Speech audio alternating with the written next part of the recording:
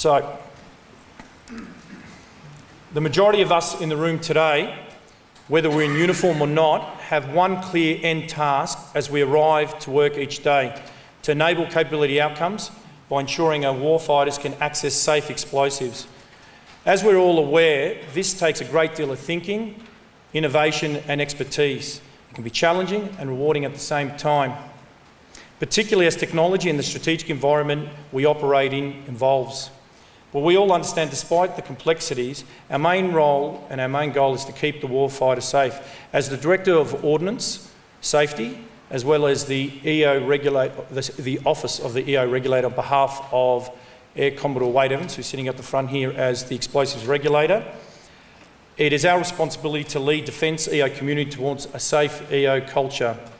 It's therefore no coincidence that I chose Safe EO for the warfighter through innovative technology and culture for the theme of Parari 2019. And I must admit, it's heartening to see that it's being embraced and discussed by you as the world's leading experts and practitioners.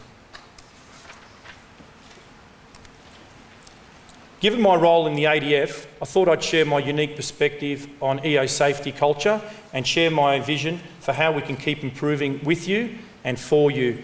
There are three key elements I'd like to focus on today. One is a philosophical view of the importance of effective safety culture to support the warfighter. I'll also outline some of our initiatives and projects to strengthen EO safety culture, as well as explosive safety policy in general. And lastly, conclude with some thoughts about the future challenges and also talk about some priorities from 2020 and beyond. In this spirit, the underlying theme I hope you'll take away in the next 25 minutes or so is how positive I am about the state of safety culture as it improves and evolves within our organisation, and how we, along with our defence partners, are always fostering innovation as well as supporting Defence's strategic objectives to deliver safe explosives to our warfighters. I'm passionate about safety. For over 25 years as a professional military officer, I've seen firsthand the positive effect on our serving men and women when safety is promoted, but also I've seen the negative impacts when it is relegated as an afterthought. That is why it's so important we continue to collaborate and innovate to build a culture of safety. Now, in 2019, the Australian Defence Force is facing a hardening of the strategic environment, with other nations challenging Australia's influence in the region. These challenges will employ technology equal to or more advanced than our own. Overlaid on this strategic environment, activities involving explosive ordnance are inherently hazardous and present credible safety risks to defence personnel, material and the general public during every stage of the capability life cycle. Failure to effectively manage these safety risks will impede our ability for our warfighters to successfully achieve their missions that are set for them. Safety culture is always important, and I'm sure we will all agree in this room it's a critical enabler of a functioning, effective Defence Force.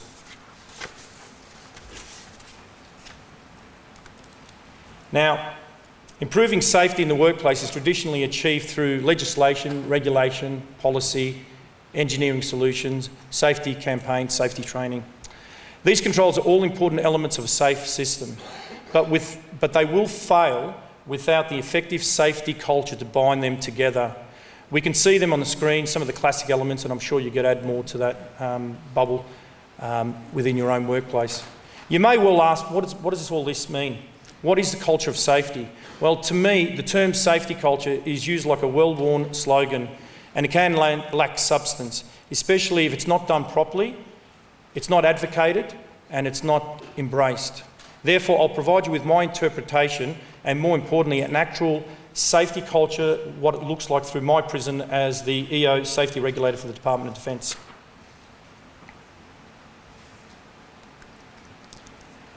As you can see on the screen, I like to keep things simple. Culture is what defines us, unites us and binds us, our community together.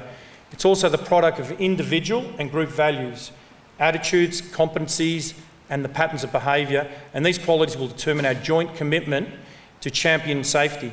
In essence, it is how we do things around here, and a phrase I'm sure you've all heard before, but one at the core of culture. A culture of safety is the central pillar within the EO community. It's an area that I believe we should apply more focus to, as well as investing in our own people to generate a positive culture where the way we do things is the safest, smartest and most defensible way to undertake our duties. The community is the other word we use up there. I trust all of us here acknowledge that and embrace that we're part of a wider EO community, and we all know that we are a small, specialised group focused on explosives, energetics and warfighting. Our EO community is one that we should rely upon. An authentic working safety culture will be evident when people view you also as the authoritative voice. They will listen and take action and change their behaviour because they trust what you have to say. They will value it when you share your perceptions and your beliefs on the importance of safety and confidence in the effectiveness of your policy, regulations, processes and also your work practices. These controls we put in place to protect those in our community for harm, including our own workforce, as well as the men and women on operations.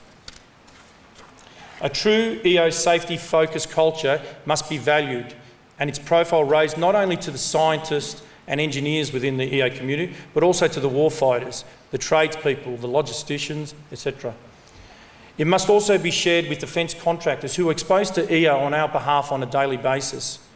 All these different individuals must feel empowered to speak up for those, often for fear of rank or position, can easily be disempowered. For an EO safety culture to be successful, it must be underpinned by practical regulations, policies, effective training programs, strong leadership, effective EO incident analysis regime. To support this vision, a truly effective EO safety culture, all I'll do is focus on the three, just in this short space of time, that I would like to focus on. And they are strong leadership, effective EO policy and EO incidents when they're accurate and also conducted in real time. Firstly, strong leadership. This commitment is directly related to safety performance and our safety outcomes. It demonstrates by example what actions within the organisation will be rewarded, tolerated or punished. This in turn influences what actions, behaviour people initiate and maintain. Over time, I've seen a shift in focus in this area across the ADF EO enterprise, with more effective leadership displayed at all models, taking that responsibility in regards to EO safety. And this also includes, and I think we tend to forget about it, is looking after your mates and your work colleagues, which sometimes is the unseen leadership influence display amongst our peers. Now, culture is also underwritten by the legislative and regulatory environment. Consider your drive to work today. We see a speed limit sign. That represents a rule. We keep driving past that sign, over the speed limit. We keep going. Then we see a police car parked up ahead. We completely slow down. So the police car represents the immediate threat to you, whereas the speed limit sign does not. Yet in defence, we sometimes write safety rules with the expectation that human beings will blindly follow this direction simply because they exist. Therefore, in order to shift this safety culture, we must understand the reasons behind why members of our own teams make a choice not to adhere to the rules and regulations. It's our role at all levels to ensure the policy and regulations that are set adhere to through better communications and awareness programs. This will also only occur when people understand why the rules actually exist and were made, and also how it's going to apply to them and their workplace. In some cases, we must also put up a hand, especially if we don't actually understand the intent of the safety rules, or we believe we're not resourced to deliver the required outcome, which we sometimes tend to not do, and we've seen with the example with ACT yesterday, the silent majority. Moving on to EO incident management analysis. A visible characteristic of a positive safety culture is the presence and quality of an organisation's safety management information system that is effectively employed to collect, collate, analyse and, more importantly, disseminate high-quality data to the users in a timely manner. A high-quality reporting system is essential to support the type of safety culture required within defence. Now, it's the means by which our serving men and women understand firsthand how the reporting of safety incidents are communicated to decision makers. And on top of that, they can see tangible effects and changes in work practices as a result of their reports. This information is now more important across the whole Australian EO enterprise, not just ADF personnel. Now, before I leave this topic, I'd like to challenge you to speak up, not only submit explosive ordnance reports, which a lot of us do after the fact. I challenge you to be the voice of positive change.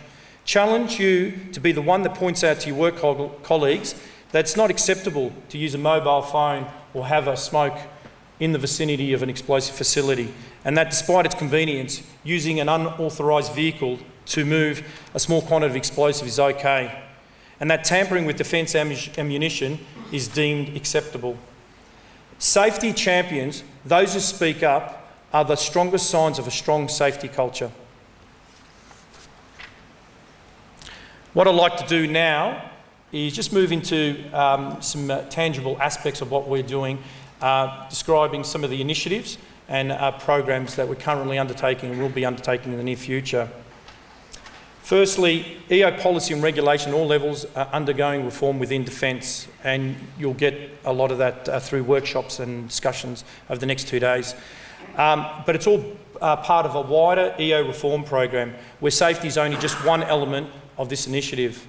The program is led by Colonel Ruth Perry on behalf of Air Commodore Wade Evans, and she will be providing a forward-looking update on this reform program. I'm just giving it a plug today. This afternoon, 16:20 in this auditorium. Again, in this reform space, my team, supported by contractors, are also undertaking a 5-year review of the Commonwealth Explosive Act of 1961. And this also includes a review and update of explosive transport regulations and explosive area regulations, which were due to sunset this year and next year, respectively. This is also known as a thematic review. The project is bringing together Commonwealth agencies to rebuild the legislative foundations of our EO environment, to make it more contemporary and align it across the Commonwealth of Australia and with Work Health and Safety Act. I'd like to thank the representatives from Home Affairs, Australia Federal Police and state-based WorkSafe organisations who are here today. Your experience, understanding and insights will value add to this project. Colonel Gary Potter is our project lead, and his project team are here also today and tomorrow. They actually have a detailed presentation for you on this again today at 15:20 in this theatre. Defence also continues the work briefed at Parari 2017 to develop an explosive safety regulatory framework, also known as ESRF. The foundations of a design for contemporary defence-specific regulatory system for explosive safety has been established and is now being consulted with stakeholders. Over the coming years, our team will focus its attention on amending extant EO policy, published currently in the Defence Logistic Manual and DOP 100, to implement this ESRF through a framework of principles and controls as used in other enterprise-level policy frameworks, such as security as well as seaworthiness. We strongly encourage you to attend this workshop, as it will provide you with an insight into the work that has been undertaken since Parari 2017 and provide you with an opportunity to help shape the future of defence explosive safety regulatory framework.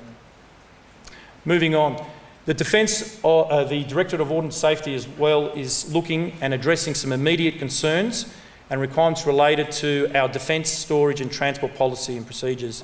Another ex-Director of Ordnance Safety, Colonel Paul Smith, is leading the update. Some of the key focus areas include EO lifing policy, safeguarding legal review, Foreign Forces in Australia policy, quantity distance tables review, risk assessment policy, as well as Comcare requirements, reporting requirements, just to name a few. It's my intent also in 2020 to utilise my staff and get them to start working collaborative with the community, especially CASG. We'd like to host more EO safety awareness programs, as well as continuation training to enable subject matter experts within my team to provide updates on policy and regulations and enhance an understanding of EO practitioners on issues ranging from electro-explosive hazards, insensitive munitions and energetic qualification. Drawing the net a little bit wider, looking across the entire enterprise, not just DOS, I'll take a couple of minutes to discuss other initiatives. In 2020, we delved further into our safety performance with a particular focus on reducing accidents and near misses. For many years, safety professionals have been aware that the majority of workplace accidents are triggered by unsafe behaviours, and that control of these behaviours is one of the keys to successful accident prevention. Identifying new ways to control these unsafe behaviours is a major focus across the enterprise. As an example, we've had the release of storyboards by Army, which are one-page summaries on their websites for everybody to see within Army and obviously across the enterprise, designed to enable open examination of real-world EO safety incidents. And we have an example of one of the storyboards just behind me, which is an Army incident which involved an individual tampering with ammunition. Simple explanation provides a summary of contributing factors and lessons, including actions that hopefully will reduce the number of unsafe incidents in the future. And more importantly, the reason we like these kind of storyboards, it actually connects with the person on the ground, the one actually handling the ammunition, whether it's the warfighter or whether it's the logistician or whether it's a contractor or military personnel. And that's one of the things we've missed. We develop a lot of policy at the high level, but we forget about having that connection with the people on the ground. Also, within JLC, DOS has produced its own safety storyboards on behalf of CJ Log for the JLC community. These have been well received in the community. However, there's much work to be done in improving them and actually having better communications with our key target audience. Now, looking at Navy itself, they've got the complexities of operating on ships, so they're looking at enhancing their reporting structure to provide an increased situational awareness of EO safety issues to their chain of command, whilst Air Force are taking steps, and are very effective steps, to mature their EO safety assurance culture. Overall, all these actions I've described provide us with a level of confidence in the resilience of defences, strong focus on ensuring that safety issues and vulnerabilities are highlighted involving explosive ordnance. Having said that, one of the biggest threats we still have in continuing to grow and improve our EO safety culture is complacency. And I'm sure we're all aware of that. And that's from the highest level to middle management down to the workshop floor to the warfighter. So therefore, we need to continue with training and awareness to maintain that safety message across the workforce at all levels. Now, as part of the culture of safety, I, as the Director of Ordnance Safety, wish to obtain more assurance that our material aspects of our explosive ordnance of the safety system are being achieved across the capability life cycle. The Explosive Ordnance Safety Regulator, Air Commodore Evans, has therefore established the Safety and Suitability for Service S-Cube Review Panel, led by Dr. John Reid as the Head of Safety and Suitability within DOS. He's responsible for the conduct of the S-Cube Review Panels, with reports and findings shared across the EO enterprise, a key element to building a stronger safety argument. I'd strongly encourage you to visit the DOS S-Cube website to view recent reviews and investigation for different EO natures, noting that we're still in the early stages and hopefully look at more EO natures next year, including Javelin. We've got an example of one here. This was discussed yesterday. The inadvertent function of a marine locator, which led to an accident involving on a ship. The review that followed this incident drew together safety and suitability issues across the entire life cycle for this explosive nature. The strength of the independent nature of the review panel, the investigation, is that it was able to identify weaknesses in the EO safety system at numerous stages across the life cycles, which are now being addressed along with our partners across the enterprise. I hope you're able to, if you weren't able to attend this presentation, to look at how this ongoing issue is being managed and the lessons learned. The presentation will be available at the end of the symposium along with all the others. Now, DOS is also leading the introduction of an Explosive Ordnance Safety Incident Management System, also known as EOSIMS module. This is to provide a better understanding of EO incidents across the entire enterprise. The EO SIMS project, which is led by, on my behalf, by Mr. Jason Clark, will replace the current Mandrolic EO incident reporting system and address EO safety as a subset of work health and safety continuum through Sentinel EO safety stream. This system will provide timely resolution of explosive safety incidents, including implementation of safety controls for vulnerabilities. A trial of EO SIMS will be conducted in 2020, and just for those that also have look at other different streams, we'll also be doing this in conjunction with Fuels Enterprise, which is a big win for JLC. With a view to retire the current process, that's really the whole point of going on this journey. Therefore, our reporting of Defence EO safety incidents will be further strengthened, especially as we work with our NATO partners to also align the terminology and the characterisation of EO-related incidents. Lastly, it's important to highlight the fact that Parari itself is one of our central mechanisms to influence safety culture within our enterprise and actually across the whole community. And I'm delighted by the exceptional attendance this year, both in terms of numbers, but also the wide gamut of backgrounds and experience levels of our delegates who attended this year. Finally, I'll just touch upon some future challenges and priorities. Within the foreseeable future, we will collectively, and I say that as on behalf of the EO community, confront a number of challenges. I'd like to briefly discuss these in the context of the EO enterprise, including some work that Director of Ordnance Safety are looking at doing in partnership with the groups and services and our defence partners, all to support capability outcomes. The first point there, I've already mentioned about the rapidly changing strategic environment. That's going to be a key on how we operate and how we can better support our warfighter. But the big one for us now in the next decade will be the introduction of new technologies. So the rapid application and use of these technologies and advanced manufacturing techniques, and I'm sure there'll be some presentations on these, additive manufacturing, RAM, as well as nano-energetics, presents new challenges. And this is challenges not just for our research organisations, but across the whole EO community. And it also has challenges for WHS and EO safety in general. Aligned with this is also the growth of partnerships across government and with academia and industry, and hopefully the future development of an explosive ordnance capability hub. Now, Defence Science and Technology Group and other similar agencies are also conducting cutting-edge work, are also aware of these future challenges, including the opportunities they present. They are also aware of the challenge that come with anticipated increases in innovation and complex activities. Research collaboration is being managed.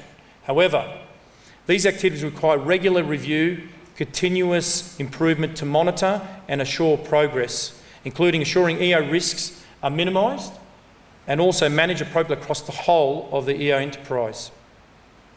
Now moving on to some of the things that are close to home. Within the Explosive Ordnance Branch and also the Directorate of Ordnance Safety, our priorities for 2020 and beyond are focusing on more detailed and accurate reporting across the enterprise that is submitted in a timely fashion, noting the limitations of the current EO16 web form, which is pretty clunky and very mandrolic. Another focus will be more detailed investigation on EO incidents, including collaboration, I wouldn't say better collaboration, across all the groups and services and better sharing of information and lessons learned. Also, a focus on EO workforce fragility, and that's come up a few times yesterday, including competency levels and experience levels across the enterprise. And I spoke to some people in the industry and they seem to be having the same discussions as I found out yesterday during the networking session. Also, the requirement to further mature the groups and service assurance framework is quite important and work towards addressing critical corrective actions that come as a result of the assurance activities and audits. Ultimately, our long-term goal is to reduce the number of accidents and serious incidents across the EO enterprise, even though we are currently on par with previous reporting periods in terms of the numbers of accidents reported across the past 5 years. Before I conclude, I'm going to reiterate my strong commitment to the members of the Defence Force in the room and the members of the Defence partners who are here today. Where you identify a safety issue that is difficult to address, the Explosive Ordnance Safety Regulator, myself and my team are ready to support you. We'll provide subject matter guidance as best we can to ensure that issues can be addressed, communicated and, where possible, resolved in a timely manner, and my preference, especially at the lowest level. So, in conclusion, within Defence, it's paramount we continue to build on our strong safety culture. This culture provides the glue that binds all the other elements of our safety system together. It provides the best protection against accidents, and it provides the strongest means to ensure EO can be safely delivered to the warfighter. If I can finish on a positive note, the EO safety culture within Defence remains robust, supported by strong leadership within groups and services and a defence contract. But as I stated before, the enemy is complacency, so we always need to remind that safety exists at all times across all levels. Thank you for your attention. I know only too well that a culture of safety is not as tangible as we engineers and scientists like it to be. It is the ether that surrounds all that we do. Yet I'm confident you'll agree that a culture of safety supported by sensible policy and regulations and a competent workforce is the key to enable delivery of safe explosives to our warfighters. What I've shared with you today is a vision based on my perspective and is only one point of view on a very important and all-encompassing topic, and hopefully generate some discussion over the next 2 days. I'll leave you with something to consider. How will you, as an individual and as safety leaders from Defence Industry Academia, take the lead and champion the message that we all need to maintain a strong and consistent focus on safety at all times?